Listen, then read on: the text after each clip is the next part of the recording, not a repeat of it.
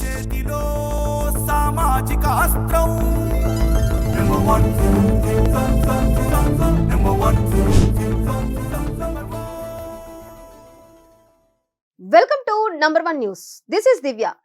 Project మీది భరోసా మాది. ఏపీలో పెట్టుబడి పెట్టి మీరు ప్రారంభించే ప్రాజెక్టులను ప్రభుత్వానిగా భావిస్తాం. 2047 నాటికి ఏపీ దేశంలోని ఉత్తమ రాష్ట్రంగా అభివృద్ధి చెందుతుంది. అంతర్జాతీయ ప్రమాణాల మేరకు అభివృద్ధి చేసేందుకు కృత నిశ్చయంతో అడుగులు వేస్తున్నాం అని జాతీయ స్థాయి పారిశ్రామికవేత్తలను ఉద్దేశించి ముఖ్యమంత్రి చంద్రబాబు అన్నారు. ఢిల్లీలో జరిగిన భారత పరిశ్రమల సమాఖ్య సమావేశంలో రాష్ట్ర ఆర్థిక అభివృద్ధికి సంబంధించి సమగ్ర వివరాలతో రూపొందించిన సర్వాంధ్రప్రదేశ్ 2047 నివేదికను సీఎం చంద్రబాబు ఆవిష్కరించారు.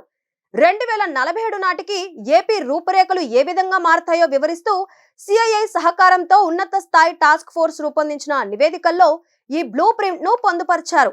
అనంతరం సీఎం చంద్రబాబు మాట్లాడుతూ 2020లో తాను రూపొందించిన విజన్ 2020లో చెప్పిన విధంగా ఉమ్మడి ఆంధ్రప్రదేశ్ తన లక్ష్యాలను విజయవంతంగా సాధించిన విషయాన్ని గుర్తు చేశారు.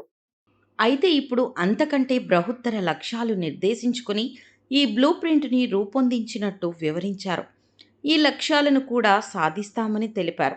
రాష్ట్రానికి మానవ వనరులే వరమని సీఎం చంద్రబాబు తెలిపారు. పండ్ల తోటలు, ఆక్వాకల్చర్, వాణిజ్య పంటలు ఏపీని సుసంపన్నంగా మార్చాయన్నారు. అత్యంత పొడవైన కోస్తా తీరంలో ప్రతి 50 కిలోమీటర్లకు ఒక రేవు ఉందని, పెద్ద ఎత్తున విమానాశ్రయాలను, ఉత్తమ ప్రమాణాలతో రహదారులను నిర్మిస్తున్నామని తెలిపారు.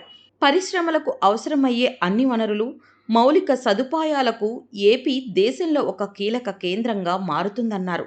అవకాశాలను అందిపుచ్చుకునేందుకు అంతర్జాతీయ, జాతీయ సంస్థలు అమరావతికి వచ్చేందుకు నైపుణ్యంతో కూడిన మానవ వనరులను సిద్ధం చేస్తున్నామని వివరించారు.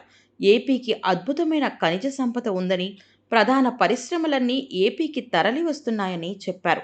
2047 నాటికి ఏపీ ఆర్థిక వ్యవస్థ $180 బిలియన్ల నుంచి $2.4 ట్రిలియన్ల చేరుతుందని తెలిపారు. తలసరి ఆదాయం 2.91 లక్షల నుంచి 36.06 లక్షలకు చేరుతుందన్నారు. 2047 నాటికి ఏపీ జనాభా 5.8 కోట్లకు చేరుతుందని, 60% పట్టణీకరణ జరుగుతుందని వివరించారు. మరిన్ని లేటెస్ట్ అప్డేట్స్ కోసం చూస్తున్నానండి నంబర్ 1 న్యూస్. సామాన్యుడి చేతిలో సామాజిక అస్త్రం.